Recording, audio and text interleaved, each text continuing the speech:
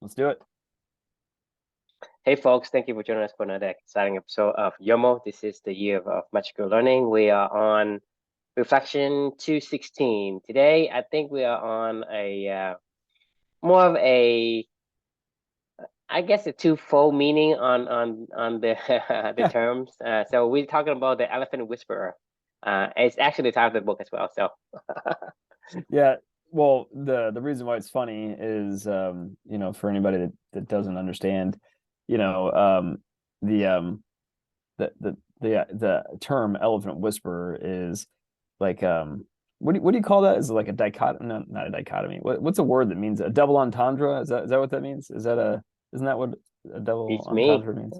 Like a word with two meanings? Yeah, let me I think that's what a double entendre. A phrase or a word that is open to two interpretations. Yeah, it's a Yeah. double entendre. So the Elephant Whisperer is a literal book called The Elephant Whisperer, but True and I often joke around and talk about being an elephant whisperer from the Because of book. the happiness hypothesis. Right, exactly, and also Thinking Fast and Slow. So kind of merging those two books together, Hmm. into helping to better understand your subconscious elephant and your Hmm. rational thinking slow brain, I guess, a little bit, and using that to become an elephant whisperer and talking to your elephant, and like getting your elephant to do to evolve and grow, but at the same time, like, become very connected to your elephant, and listen to it and understand it, and And whether or not it listens to you. right, exactly. Um, so the book, The Elephant Whisperer, is actually the reason why I was drawn to this title, for many reasons. When I decided to pull this off the anti-library shelf, it was the exact title that I wanted to hear. I was like, oh my God, there's a book called The Elephant Whisperer. That's really funny. So the book's actually about this guy named Lawrence Anthony, who is a he owns this game preserve in South Africa called Tula Tula. And it's in Zululand in South Africa, and in the South African bush.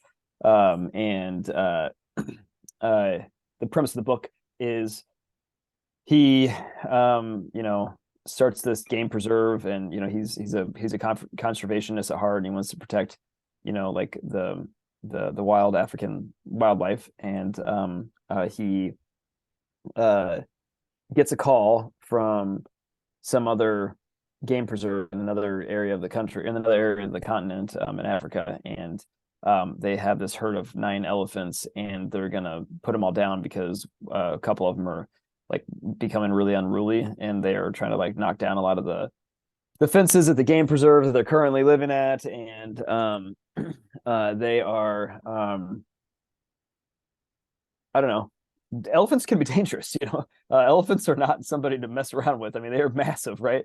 Like, and Hmm. it's hard to contain them if they don't want to be contained. So they kept breaking down all these electrical wires, and they're really smart too. So like they know how to piss people off, and get away, and even though they're huge, they're super smart. So this other owner of this ranch or game preserve or whatever, calls up, Lawrence Anthony, and he was like, "Hey, you got a week to decide if you're going to take these elephants off my hands, otherwise I'm going to kill them." And he was like, "Well, don't do that." He was like, "I'll take them." He was like, "I don't even know how we're gonna, how we're gonna take them, because like we have to go change all the boundaries of our, the fencing, and figure out how we're gonna get them here, and figure out how, like what we're gonna do." But he was like, "I'll figure it out." So he takes this herd of 9 elephants and onto Tula Tula, and the rest of the book is about him becoming the elephant whisperer. Like they listen to him, he tames them, not like by force or anything like that. He listens to them, he understands, he tries his best to understand, why they're scared and frustrated. And he apparently, like, elephants are the like matriarchal, very matriarchal. So like the women are the the head of the little herds and stuff like that. Actually, when the men when the little young bulls get a little too big and they get a little crazy, they get cast out of the society, and a lot of it is very very female driven herds and stuff like that. So like the matriarch of the family was like super protective, so he had to like figure out a way to connect with her and get her trust. And then anyway, the rest of the book's about their whole adventure together. Actually the guy actually ended up dying eventually from, like, I think he had cancer or something like that later on down the road. But this is just a story about how he became the Elephant Whisperer. It's a really good story. It was really interesting. Really enjoyed it. It was very, as it says, heartwarming, exciting, funny, and sometimes a sad memoir of Anthony's experiences with these huge sympathetic creatures. So you learn a lot about elephants. You learn a lot about the African bush. You learn a lot about the game preserve. You learn a lot about the complicated politics of Africa, with like all the different tribes, and it's a really good book. You definitely learn a lot about Africa. So so this reflection for me is called This is Africa. I don't know what it is, but I started off this reflection. I was like, mark my words. I was like, my family is going to take a magical trip one day to the Tula Tula Game Preserve in South Africa, and I was like, I don't know when, I don't know how, but it'll happen someday. Like I'm saying this out loud. I wrote it down. I'm adamant. I'm going to go there someday. Like next big trip that I want to take my children when they're old enough to appreciate it. But so I don't know when it'll be, but it'll happen. I'm like I wrote, like, I'm sold on Africa. I don't know what it's been about this whole entire journey, but like I feel like Africa has been calling my name, and I don't know what it is. It's like it's when I was a kid, The Lion King was my favorite movie, like the Disney movie. I used to like love going to the Indianapolis Zoo here. I still love going to the Indianapolis Zoo. We have season tickets, and the safari section of the zoo is like my jam. Like I mean, that's if you told me I can only go one place in the zoo today, like I mean, I'm going back to the safari, where you get to see the elephants and the lions and the cheetahs and the rhinos. Like I mean, they're all just like giraffes. Like I mean, there's the best creatures, the kudus, whatever. I mean, all of them. It's just tons of fun going back there, and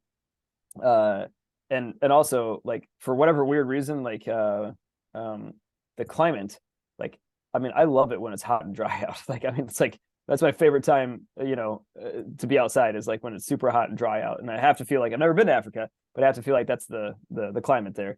Yeah, so I don't know, for whatever weird reason, like Africa, I just feel like has always had this weird kind of calling for me. And then things got really weird on this journey.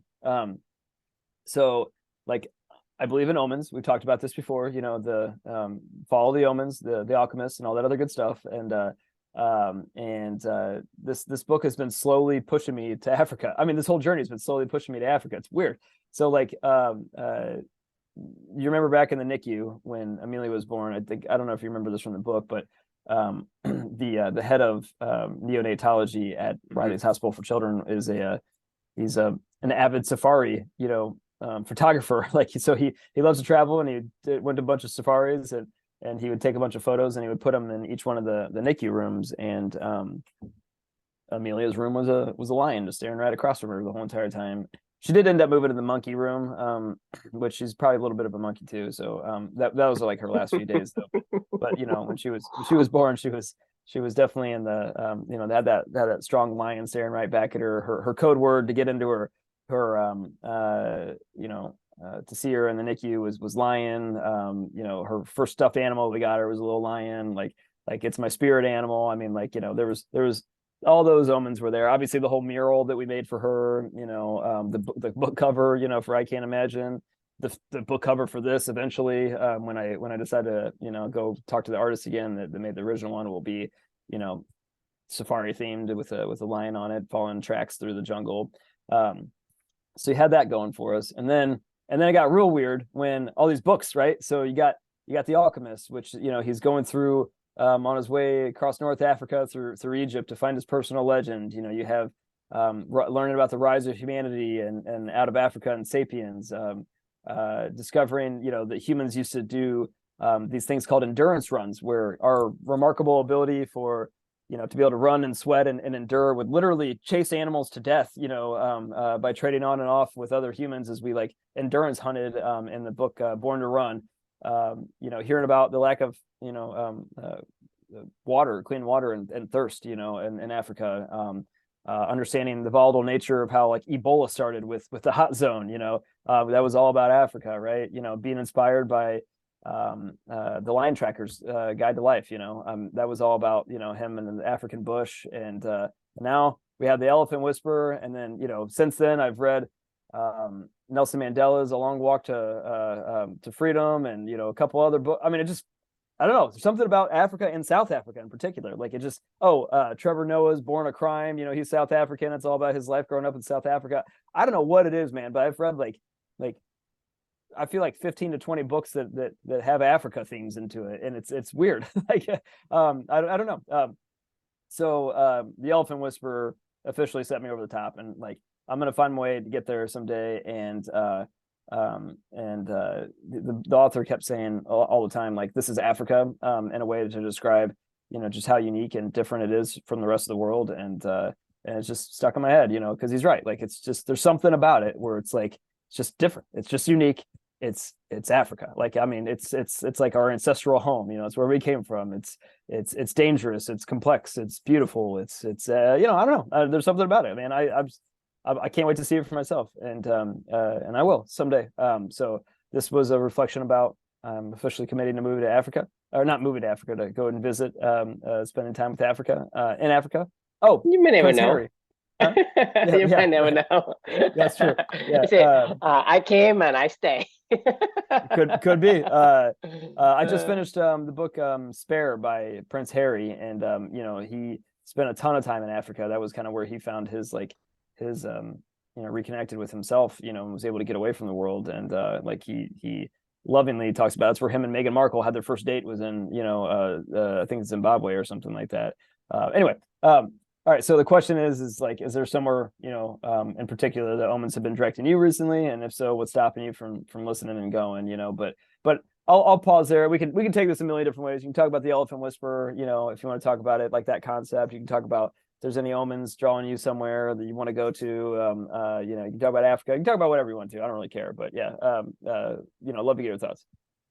Yeah, I mean, many thoughts came to mind, because, like you say, this is a topic where there's a lot of different things mixing inside of this, so right. It could go in any directions. But I want to call out the fact that a beaver must dam, right? Right. So a beaver must dam, a lion must roam this Sahara Desert in Africa. And so one of the saying that we like to say, when you want something, the universe conspires to help you achieve it, right? And so I think the thing is, you have to look at the aspect of who you are, because, for example, if you, let's say I bought a white car, right? And suddenly I see a bunch of white cars on the road. I didn't notice the white car before because I didn't pay attention. Right. And so it's the same thing. Is, I think, that's what I'm saying is, when you let, so piggyback on what we talked about yesterday, if you come with an open mind, you don't have an expert bias or confirmation bias, right? Right. Then you have the ability to say, well, I like that, right? I'm Right. interested in that, right? And so the thing is, you have to look at the aspect of who you are. Because of who you are, you have a certain affinity for a lion, for dry weather, and for different, the environment. Like, the environment draws you in. Right. That's what I'm saying is, as a beaver, I don't want to go and become a lion. As a beaver, I want to look for an environment that is particularly advantageous for a beaver. And so for you, it's the same way, because you have this liking to the environment, the animals, and the thing that came from that place, right? You're talking about your spirit animal is a lion. You're talking about the lion tracker. You're talking about, like, because when that's something that you're interested in, you have more I guess attention. You pay more attention to it. Yeah. And so let's say, like, I mean, the head of the Riley Hospital, right? He probably taken a bunch of pictures, probably taken pictures of beavers as well. And you didn't notice a beaver. You just only notice a lion. You only notice what you want to notice. Right. Yeah. Just like when we're talking about the alchemist, when the young man, he's holding the spoonful of oil and walking around the palace. He didn't see Right. anything because he's focusing on the spoonful of oil, not to be careful not to drop it. So I think that's to me is the point. The point is you let you be who you are, Right. and don't be constrained by, oh, I know this or I know that, or I have to do this, I have to do that. The lesson from the alchemist is a great one, even though it's a simple one, but it's a great one because the young man was holding a spoon, and the king asked him to hold a spoonful of oil and walk around the palace, but make sure not to spill the oil, a drop of oil. And so he's focused on the task. He's not letting anything else soak in, right? Right. And so when we have a expert or confirmation bias, we tend to ignore everything else. And we don't see Yeah, the we're red so laser car, locked in, right? yeah. Right. When we have a white car, we don't see the red car. Right. And then when we have white car, say, well, I like the white car now because it's mine. So everything I see on the road, say, oh, I know this is more white cars. Like white collar cars are popular now. To me, that's not the case. Just you just notice that, just Right. because your interest has opened up the possibility. You're blinded to everything else. So that to me is a cue. A cue to Yeah. you say, hey, this is who I am. And if this is something I want to go, like you say, hey, for whatever reason, you feel like you want to go there, right? It basically, your nature is calling you. Right. It's like, It's bizarre. I mean, we like you just reminded, I got to get this out of my head because you just reminded me of something that I learned today. So I'm reading this like awesome book. It's called An Immense World, by this author Ed Young. That he was the guy that did I Contain Multitudes, and this is like his new book. And I mm-hmm, love I Contain Multitudes. It's such a good book. And this book's about how our unique senses of different animals, navigate the world and see the world and view the world. And I just learned this today when it was first off, actually, did you know that lions actually would be considered legally blind, as humans? They're just they don't have great they don't need as good eyesight as we have because they don't need to like but like right. in And I don't think they can. I don't think they see as many colors as we do either.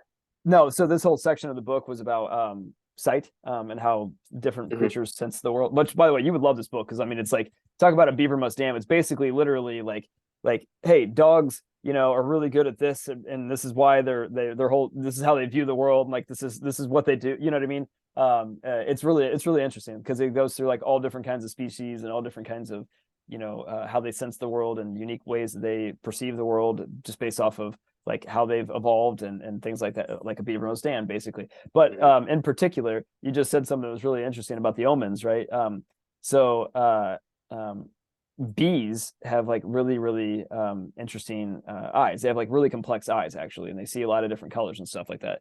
And you go, well, that makes sense, like because like obviously that's why they're probably so attracted to flowers and pollination, yada yada yada. Well, it's not totally true. Flowers adapted to become more colorful because bees had that ability to go do that stuff, right? So flowers were the ones that changed to adapt to the bees and make themselves more attractive to the bees, right? So the what the guy was basically getting to is beauty truly is in the eye of the beholder, and like nature adapts to be more uniquely beautiful for certain species, and like it all kind of comes together. And what I'm trying to get at with this is like you're right, there's something about this that is like appealing to me, like, and I don't know what it is, and I keep like it's like a bee to a flower or a colorful flower or something like that. It's like like there's something that feels beautiful about it. There's something that feels really neat and I mean, awesome. it feels fitting, just like Right. when saying it, every single thing that you have is an expression of your genes, and your genes is say, hey, this is what I was, put together to do. And when thinking back about running with Sherman, right? Sherman's like a donkey. A donkey, his gene expression is to be out in the field and gallop and do the things that he was made for. So the same thing for us, for any individual, we have a certain, I guess, unique set of genes that is going to give us a certain unique affinity for a certain thing that is, whatever makes it compatible. Compatible means like does it fit? Is it fit correctly? Like, like I say, a corn slot in a machine is meant to take a quarter, right? Not Right. a dime, because a dime would fit, a nickel would fit, a penny would fit, but it's not designed for the other coins, only for the quarter. So same thing with us, is we have a certain. I mean, I mean, all this concept is repeated over and over. You're talking about like antibodies, for example, or any blockers. I mean, it's essentially say, hey, I have a hand and I have a glove. If it fits, right, Right. then that's going to pair up. And Right. so everything is in that particular concept Right. when something is made to fit, right? Because you look at the left hand and right hand, right? The two hands are not identical. They're not. They are not identical. Huh. They are opposite. They are not identical. You cannot overlap them. You can impose them, but you cannot overlap them. They're not Huh. identical. So even though it looks the same, but they're not the same.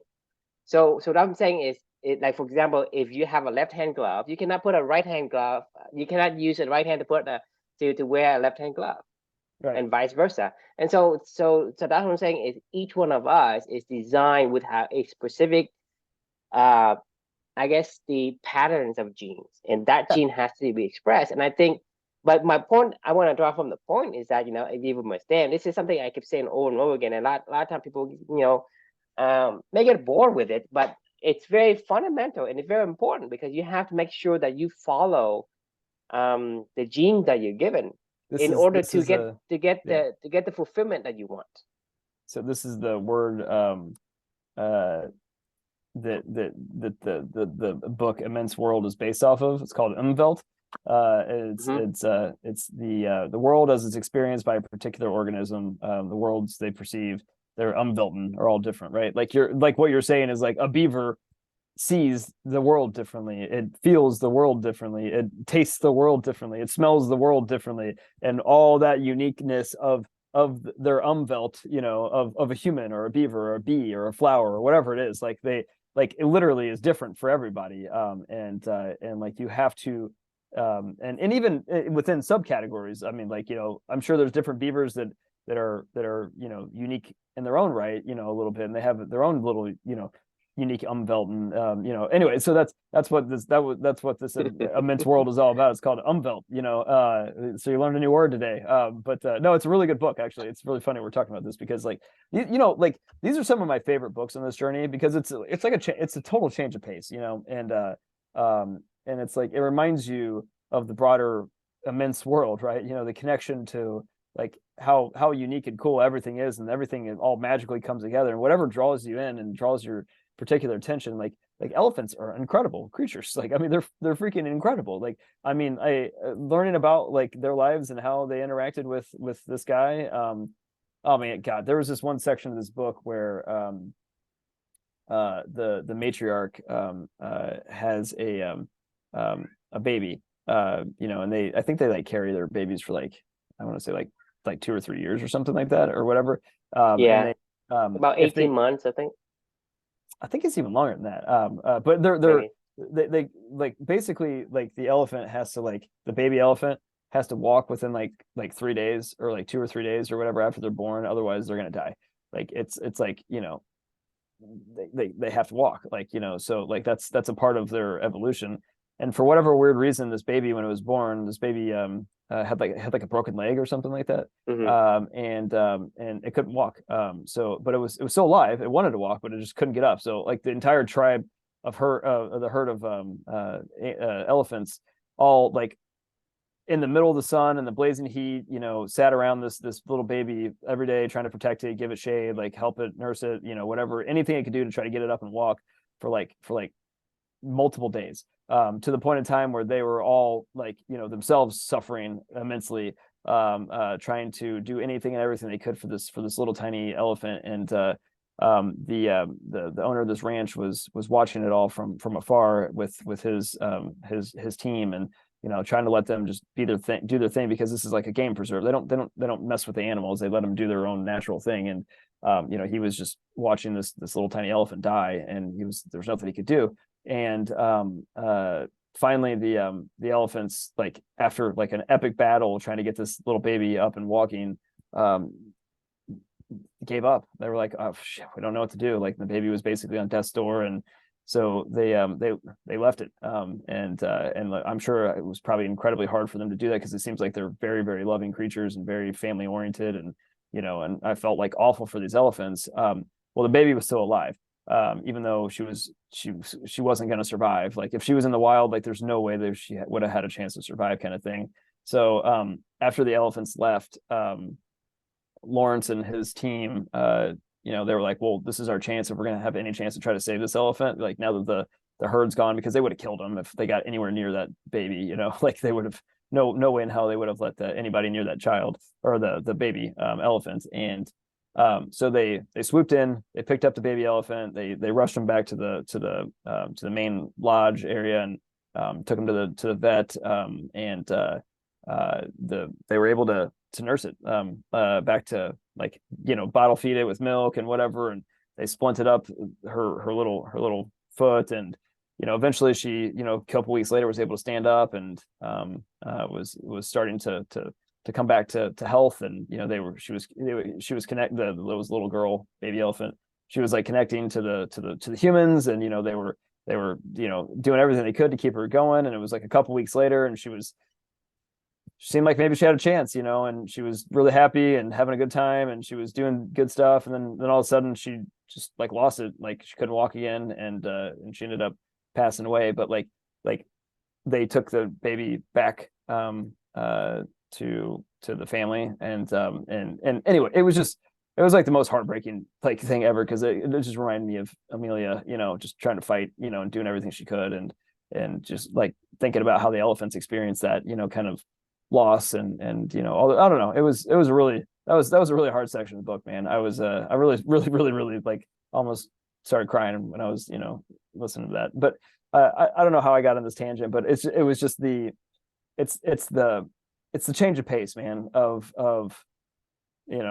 going from thinking fast and slows of the world and the happiness hypothesis and critical thinking to and rational brain thinking to like just feel, like and like experience the world, and like it's and see where it takes you. Like there's multiple sides of this world. It's awesome. And I love these kind of books. I don't know, they're really I mean, like I said, there's multitudes in the universe. Yeah. And it's up to you to recognize it. And whether you recognize it or not, like you say, omens are out there. Whether you follow the omens or you don't, it's up to you, because it's leading you to a certain path. These are lioness track, right? You have, I mean, if you're interested in it, then you will follow it. But that's what I'm saying is, you have to let yourself be expressed. That's the only way to be free. Right. Because if you don't, right, and you have been conditioned to be something you're not, or be in a place that you want to be, then it doesn't matter how good you have it or how good people think you have it. It's torture. Going back to what I referred to from Running with Sherman, right? It's the same thing. I mean, I'm talking about a person, an owner of the donkey. I mean, it's very caring. Is trying to protect Sherman from the weather, give him a place nice to sleep in, to protect him from all the dangers and whatever. But he's dying because he didn't get to do what he is born to do. Right. And therefore, regardless of how good you have it, it's not good for you as that individual. So Right. it is very important to have the understanding of, let you be you, right? And let the environment, let the nature cause you. And whatever feels good to you, which feels fitting, just like a glove on your hand, it's gonna feel right. When it feels right, that's the thing you should follow. That's the omen you should be looking for, and you should be watching out for those omen and follow those omen. Don't look at the fall into the expert trap where you think that, hey, somebody is saying, you should be doing this or should be doing that because you can be success like me. And that's the thing, is people get tricked, not by, not really on purpose, but tricked, in a sense of following something that it wasn't meant for them. It was Right. meant for someone else. But the thing is, the other person who's telling you his or her stories and tell you his or her success has no intention of misguiding you. It's just say, hey, I wanted to help and I thought this would help, but in reality it wasn't, because it was just a distractions and a false, I guess, a false direction in a way. Because when you follow someone else's footstep, I mean, if I'm looking at the lioness footprint, right, and I'm a beaver, right, am I following my footstep? In that case, it isn't, right? But if Right. you're a lion, or you're a lioness, right, or you're an elephant, and you see a footprint of all these elephant herds, then you know that the glove is fitting. You feel it. That's why we're saying, hey, Right. I don't know where I'll be at, but I know I'm on the right direction, because it Right. feels like you're fitting the glove. That's what I'm saying is, you say, well, this is Africa. For some reason, you like this Africa environment and the imagery that presents to you, and you say, hey, I'm one of these days I'm going to take my family to visit, right? Mhm. Why? You don't know why. I You don't know don't why. know. Yeah, I You mean, don't know like why, because I could go anywhere, and I don't. I mean, it's not like I'm going. Oh, I really want to go to India and go to. because blah blah blah, right? You say, Yeah, oh right. It's no, yeah, I just like it, right? But right, that's the thing, is you say, hey, I just like it. That's your elephant telling you, hey, we are in the right environment. It's just say, right. hey, I'm beavering on purpose. You're lining on purpose, or whatever the animal is. Yeah, I'm pretty sure you're a lion. So and I'm pretty sure I'm not. And part raccoon. Like, I like being, very raccoony. I could definitely, go hang out in the woods and, splash around in a creek Maybe and you're a mixture of the two. I yeah, mean, no, I am. I mean, you're a half and half. to just be one, like the humans can be, interesting. Multitude. Yeah, you can be Yeah, we could, multitude. You yeah, can be a piece of this, piece of that. I mean, that's the beauty of human, right? Human, we can be in any part, right? And it's not just like, hey, I'm saying I'm a beaver, right? To me, that what I'm saying is just a representation of what I mean to it's simplify the simplified. Yeah, concept. right, right. But when you look at the human as you and yourself, right, you have all of the capacity to be anyone. Like I say, sometimes I'm a nice guy. Sometimes I'm a mean guy. And sometimes I look at myself and say, hey, I don't want to be that guy. I don't even know that guy. I don't know why I'm behaving like that, right? Uh, But that's the thing, is we have the capacity to be any of those things, and we do have some of these genes or characteristic that is not us. Like for me, for the most part, I'm this introvert person that's honest and straightforward. I don't like to lie, but doesn't mean I can't lie, right? I mean, I right. can lie, but I just don't like to, because the bulk of my genes is this person. Hey, whatever comes, I'll take it. I don't need to be um, you know, suave or anything like that to kind of like deflect anything. I say, hey, take it out. If something comes, I'll take it. But I'll take it by the horns. That's my kind of personality. Some people say, Yeah, hey, I'm a flexible and very agile person. I don't need to take anything by the horn. You can't even touch me. I'm so right. agile and so fast and so flexible and so quick. You can't touch me, right? So that's that person's personality, and so they behave in that way. It makes them feel fitting. It makes me feel fitting when I take things by the horn, because that's who I am. I am who I am. I'm very anchor, right? Right. So for me, it's most of the thing I do. It doesn't change that much in a single day, in a single week, in a single month. If you ask me, I mean, and you do ask me so many times, and how was your weekend? What was my answer? Yeah, yeah, yeah. I don't know. That was good. No, same old, same old. Same old, right? Because Yeah, because that's my personality. I'm this person who's very anchored. That means that I'm basically rooted. That means I'm the anchor of my family, of anything. So I'm very constant. right. more constant. I'm not saying I'm completely constant, but I'm more constant and flexible. So Yeah. for me, if I say something, the only way that that I will do thing that's opposite is I cannot do it for whatever reason. Like I would try my best to do it, meaning that I would exhaust all possibility for me to say, hey, I'm sorry, Chris, I can't do it. If I Right. tell you I could do it, right? Like Yeah. 80% of the time in any situation I will deliver. That means because that's my personality, I would exhaust all possibility for me to say no, or for me to say, hey, I can't do it. I have to go back on my word because I don't know why. That's the kind of person I am. I don't know if I wanted to choose that particular trait, but it is what it is, It's and it what it is is. who I Yeah, I mean, am. like I was playing tennis actually tonight before our call, which is weird for the winter time. And our winter league is coming to an end, so like our technically our league matches are over. So I'm not playing on Wednesday nights right now. So a buddy of mine just texted me and was like, "Hey, do you want to go play tonight?" I was like, "Yeah, sure." I'm not going to play on Wednesday, so I might as well try to get some tennis in tonight. And we were going to play, and we were playing a match, and we were just having fun. It was just a fun match, or whatever, for practice and stuff like that.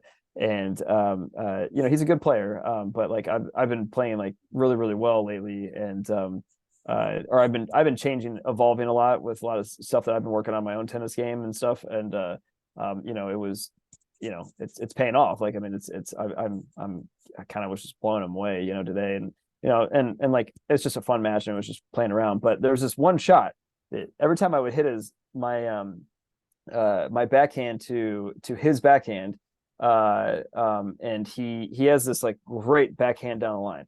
Like, I mean, he just, like, it seems pretty effortless. He's incredibly consistent with it. It's powerful. It's clean. He hits a lot of winners off of it.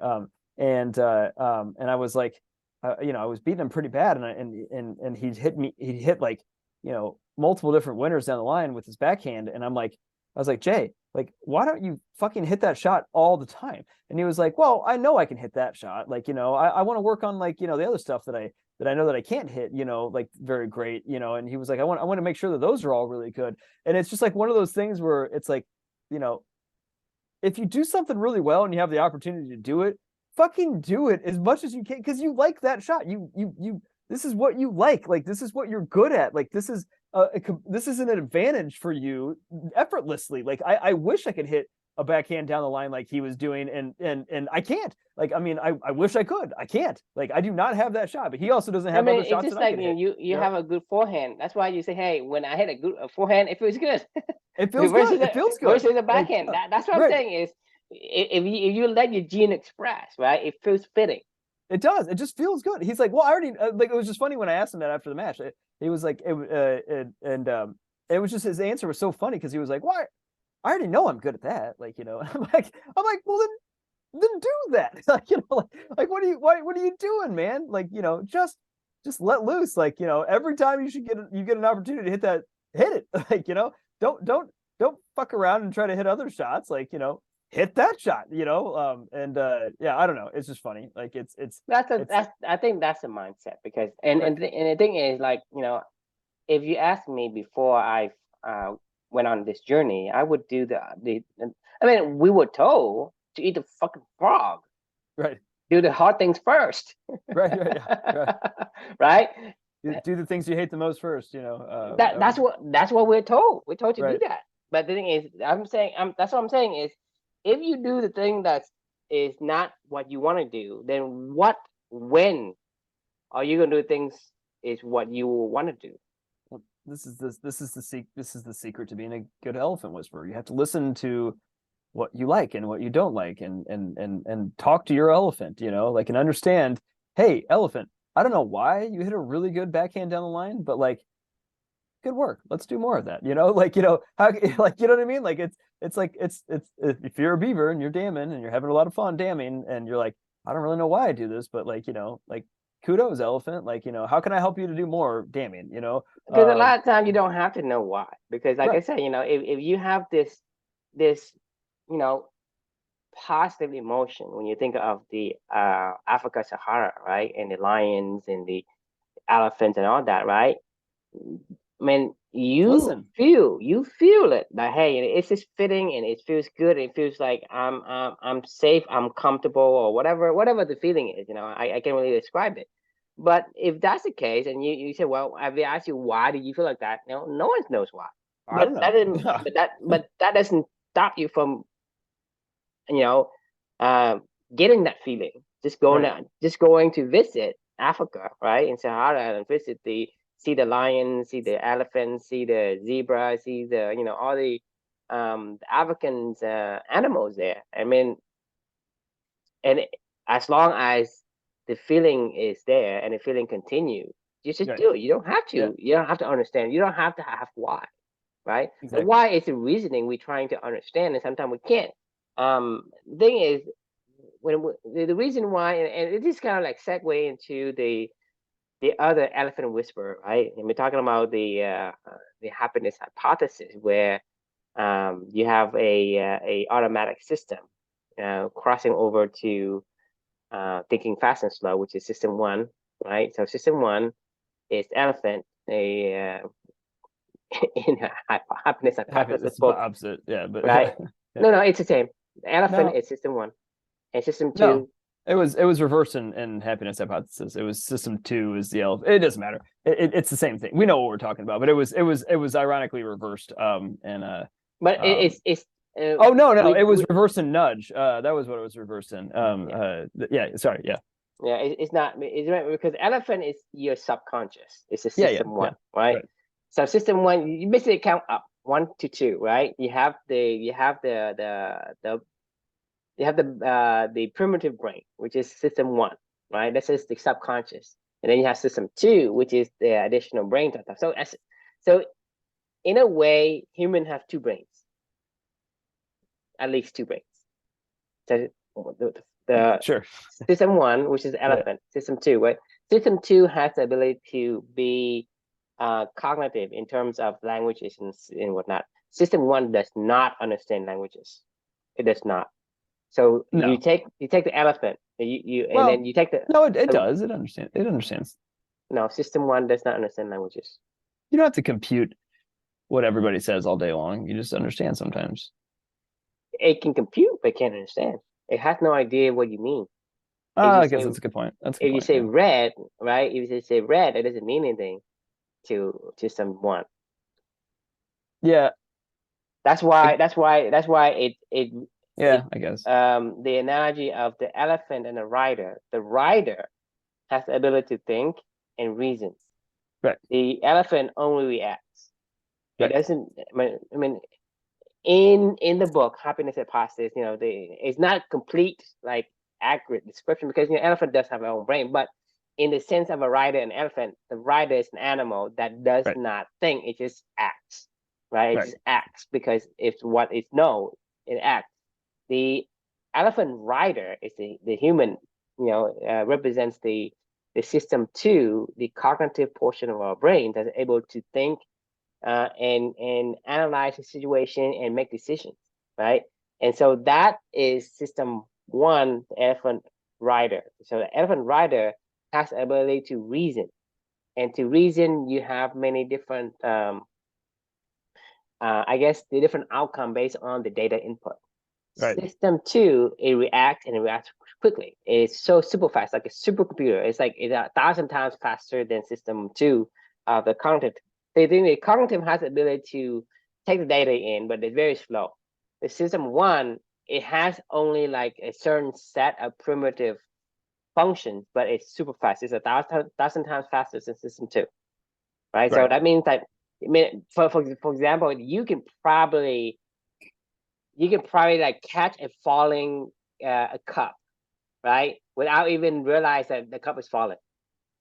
Because if your system one senses that a cup is falling, let's say a glass cup is falling from the upper shelf of your cabinet, you will catch it. That means that this system one is able to detect that something is falling by maybe wind to breeze on your skin, takes in the signal, process it, and send out the enough electrical pulse signal to coordinate all of your muscle to Right. react and to catch it.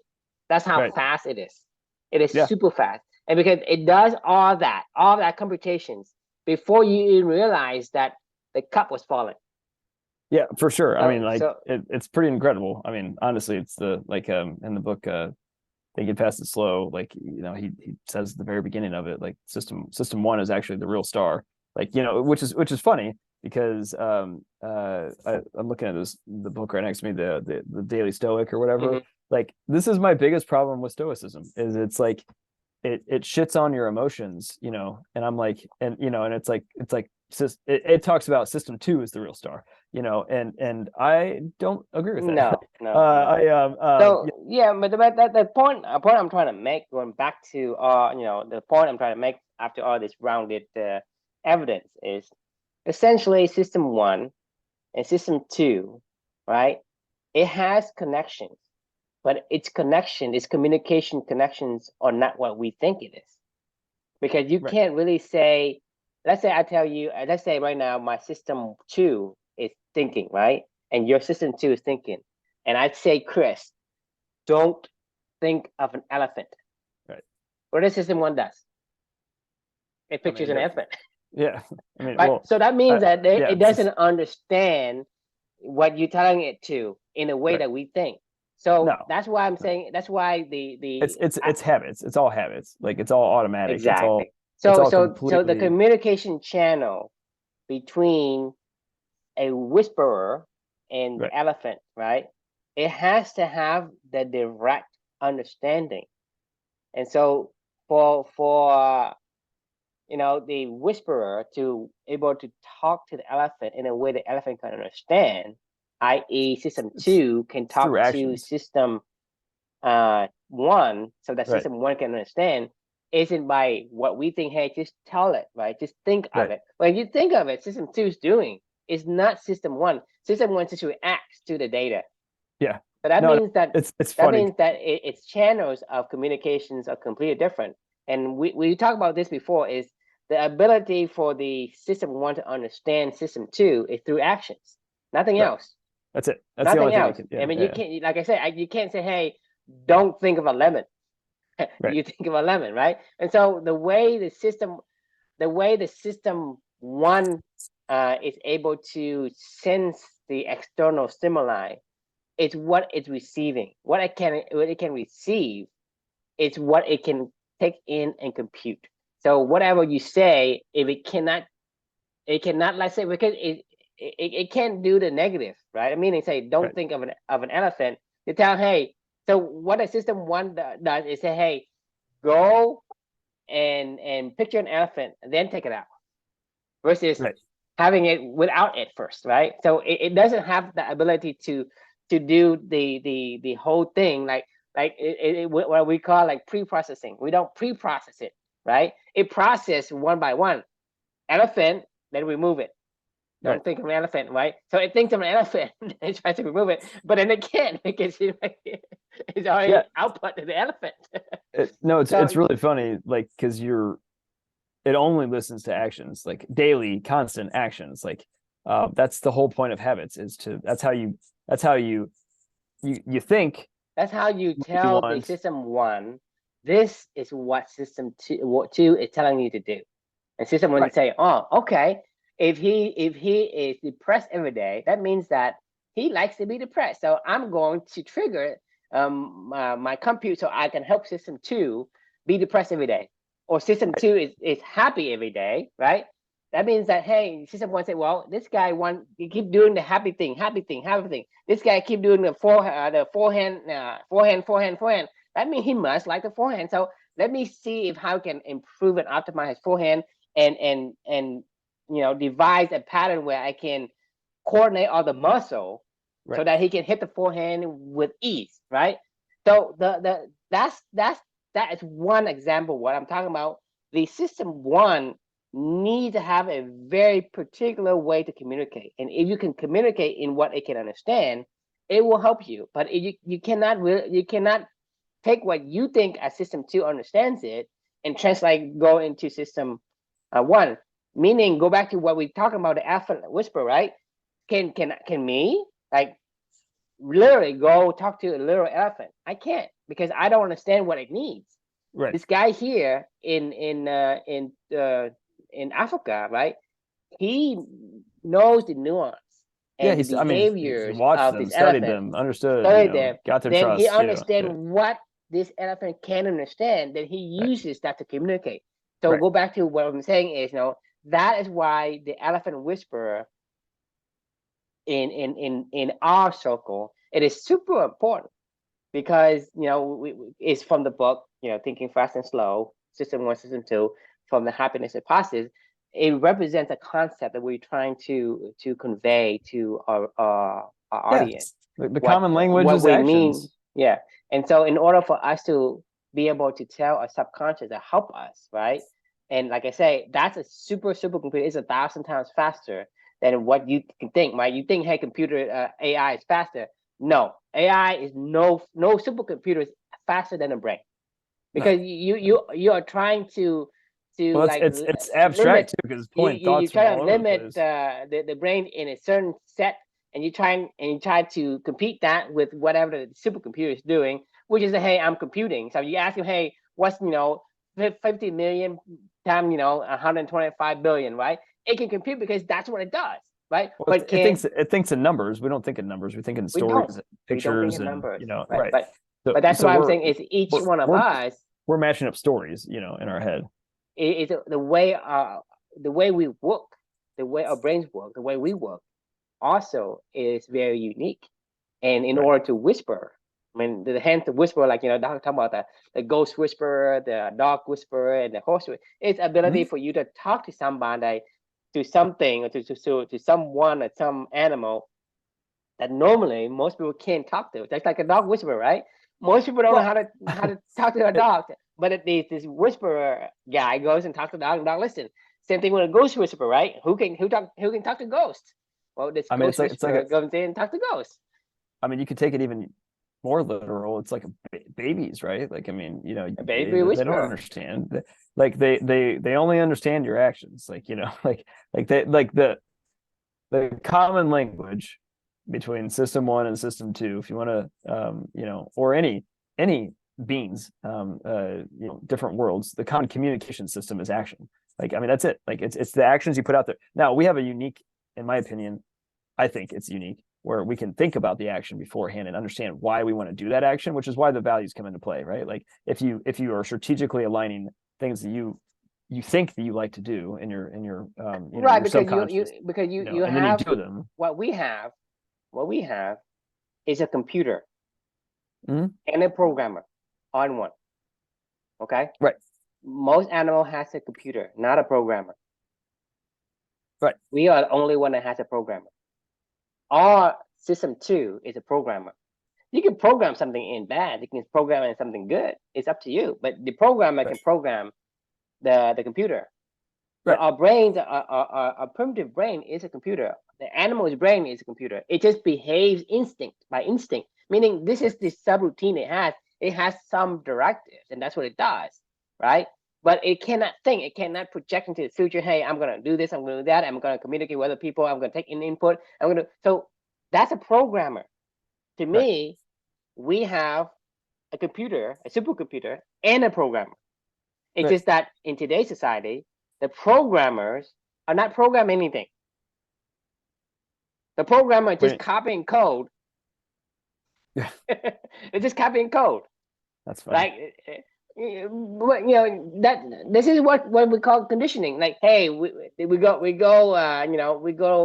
to school, we learn, we Right, get a right, right, job, we get married, buy a house, buy a car, get into right. debt, retire, die, pass on, whatever. You copying the code. You just copy somebody else's code. You're not programming it. You have the ability to program yourself. You are the programmer, right? You Right. just didn't program. You just, decide to let someone else program it for you. So I could probably program you. I mean, Hitler programmed a lot of people, Yeah, right? yeah, I did. Yeah, I mean, it's through systematic action. Every single day. Exactly. Like, He just yeah, programmed say, hey, if I continue to say we are the we're gonna take Aryan a race, we're a super race, they're programming you. I mean, It Well, in the media. it wasn't the, in my opinion, it's not the rhetoric, it's the action. It was, who Mhm. cares what you're saying? It It's was, not the right. It's the action. I mean, every single you day they pick people out of their homes, they shipped them off to concentration camps, and they were like, we're you're inferior to us. I mean, that was the action. Everybody was like, oh, okay, all right, that's happening. Like, the like, action make like the action right, makes the system one understand. That's why right. the Catholic Church, right? You go to mass. I mean, you That's do a lot of stuff. very ritualistic. It's You do a very, lot of stuff. yeah. You do the sign of the cross. You kneel at a certain point. You Mhm. sing. You recite the you believe, and you go through the ritual. I mean, Yeah, you do that over and over. I mean, the thing is, in the Catholic Church, right? Now nothing's new. It's every year is the same thing. right. It's a cycle of the life of Jesus in 1 year, right? Now, But it is new because it changes every within the year. But like, but well, you're it right. Year doesn't to change year, it. You're it's a talking about the program. ordinary time. You're talking about when Yeah, the Lent but or season. but I'm saying it's not the same every day. It does change throughout the year, but like every year is the same. Every year is the same, Right, right, right? You have the Christmas, right? You have right. the Lent You season. have You have Easter, ordinary Lent, times. I mean, yeah, it's a same ritual, and right, that's the point. Is when you do that for so long, your system one understands and believes, and deep down, right? You don't have.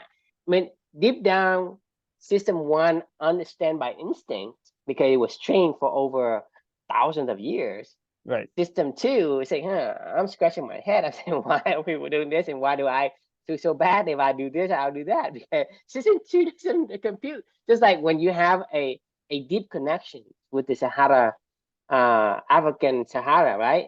Your system two doesn't understand why. You say, right. I just like it. What? Well, and my system one is processing this stuff and continues It's to like, read more and what do more you books mean you like and it? No, no, yeah, you're from yeah, here. Your connection. This is this is who you are. What are you talking about? You don't understand, right? So right. system one is, hey, this is who you are. I'm trying to get you there, right? Whenever time you see a picture of an elephant, I'm like pressing all these buttons in you to make you feel like good and But groovy inside.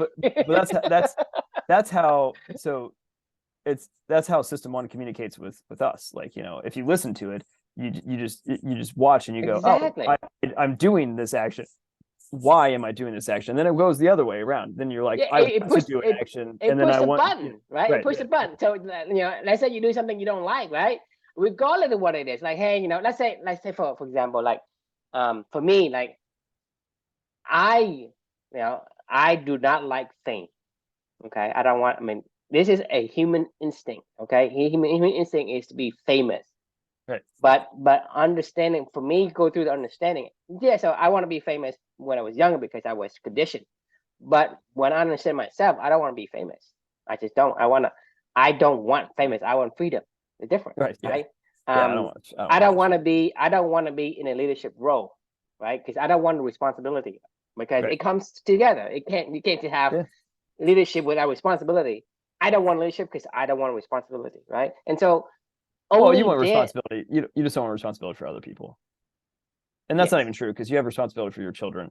It's always nuanced, but but I get what you're saying. I Like, had to yeah, because right, the thing it's a trade off. I don't want to right, responsible for my children either, but because there's no one else can do it, and I had to do it, and right, because what my children can brings to me, it's worth right, the in a way a sacrifice, right? right. Because it's something I don't want to do. It's a sacrifice for me to do it, Yeah, for but sure. because I'm getting something more in return, it's okay for me to do it.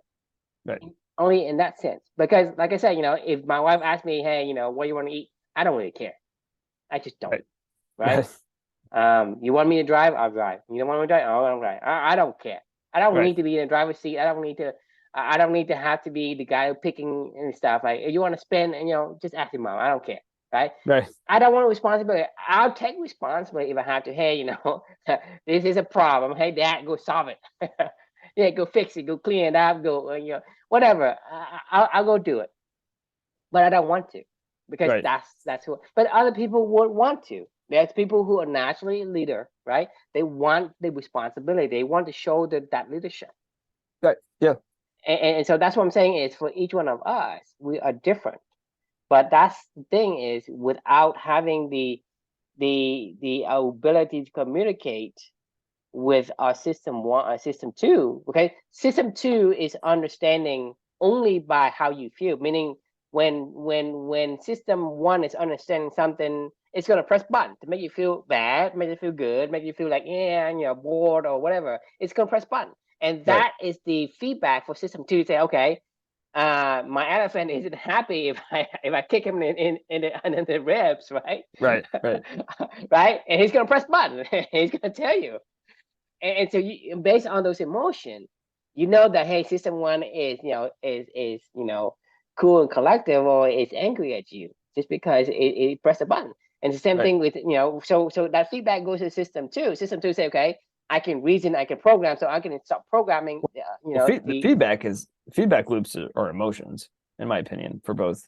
Like that's how you communicate the reaction, and the feedback loop is emotion. Well, the thing is that the emotion is emitted by system one. Yeah, but that's But feedback for system system two. one doesn't take in emotions. No, I agree, but System one takes in actions. If you take action, it yeah, does it. that's what I'm saying. It's like Because the thing system is, two if you feeds think about down action, system one feeds back if you do emotion. something that is hard, right? You do something that's hard. The emotion in the beginning is hard. Let's say you start working out, whatever. You feel it's hard, right? That's Mhm. emotion. If the emotion was the trigger, the feedback for the system one to feed on, you would never becoming good at anything, because in the That's not beginning true, because everything. some people like hard things. No. I'm just saying is because if system one is taking the cue of emotions, bad emotion mean don't do it, good emotion mean do it, right? That means they'll do. We Well, would not achieve that's too, anything, because that's everything not you true. do in the beginning, it's going to feel bad, because you like I said, you walk and you fall down, right? System two, system one takes it as a cue, say, hey, don't do this anymore. So it's not going to help you do it. Well, So just because you fail at something doesn't mean that you don't like failing at it. So I'm I talking don't about from the perspective of system two. no, I I'm know. just I agree. I'm saying that I don't agree, because sometimes hard is fun. But you have to take it from the objective point of view. The objective point of view is, let's say you are system one, the primitive brain, right? You are giving a signal. It's either 0 or 1. As a Right. computer. If it's hard, and you're saying the emotion is challenge, like, or the emotion is this is a struggle, or whatever the emotion is, like that gets emoted back to system two. Like I'm saying, No, because the thing is, system one needs to take in the signal first, which is whatever. Let's pretend that emotion is the input for system one. Make sense? Follow me? yeah, yeah, Okay. emotion's the output of system So one. we are making a hypothesis right now. Okay, we make an assumption that No, assume the emotions are the output. Input is action. that's what I say. But Yeah. I'm saying is hypothetically, right? Hypothetically, if emotion was the input for system one, then it wouldn't work. And this is why I'm explaining why it wouldn't work that way.